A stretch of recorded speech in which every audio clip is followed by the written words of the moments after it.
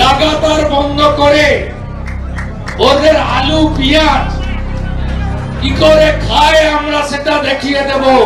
সচ্চা বলছি দাদা, বাংলাদেশি দাদা না আসলে না কলকাতা সব ভুকা মরে যাবে। যে অবস্থা দেখা যাচ্ছে বেশি দিন থাকবে না, আর বেশি দিন থাকলে দেশ ধ্বংস হয়ে যাবে। আলুর যা দাম, ফলে কৃষকের আত্মহত্যা ইতিমধ্যেই শুরু হয়ে গেছে। বাংলার আলু ভিন রাজ্যে না গেলে আলুটা শেষও হবে না। শুভেন্দু তো বাঙালি নয়, ও তো বাঙালির শত্রু। মানুষ যে কুলাঙ্গার হয়ে যেতে পারে, এরা অকারণে অশান্তি বাড়ায়। বাংলাদেশের মানুষকে শিক্ষা দিতে গিয়ে উল্টে শুভেন্দু নিজেই পড়লেন বেকায়দায়। এমনিতেই বাংলাদেশ ও ভারতের সম্পর্কে টানাপূরণ দেখা দিলেও এদিকে বিজেপি নেতা শুভেন্দু বাংলাদেশকে নিয়ে তার একের পর এক বিস্ফোরক মন্তব্য, যা ভারত ও বাংলাদেশের সম্পর্ক আরো তলানিতে পৌঁছায়। কিন্তু সবকিছুরই তো একটা সীমা আছে। বাংলাদেশে পণ্য আমদানি বন্ধ হয়, মাথায় হাত ব্যবসায়ী ও কৃষকদের।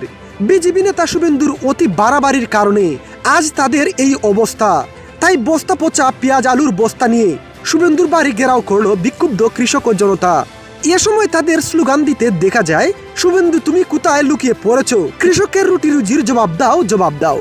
এ সময় ভারতীয় কৃষকরা বস্তা ভর্তি পেঁয়াজ আলু শুভেন্দুর বাড়ির সামনে ফেলে সাংবাদিকদের বলেন, বাংলাদেশে আমদানি বন্ধ করায় এ পেঁয়াজ আলু আমাদের 2 থেকে 3 টাকা করে বিক্রি হচ্ছে, ফলে এই আলু আমাদের রাস্তায় ফেলে দেওয়া ছাড়া উপায় নেই।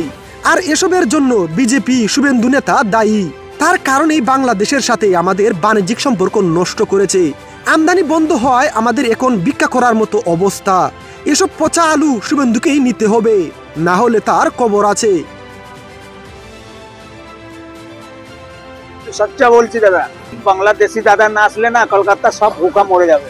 যে অবস্থা দেখা যাচ্ছে বেশি দিন থাকবে না, আর বেশি দিন থাকলে দেশ ধ্বংস হয়ে যাবে।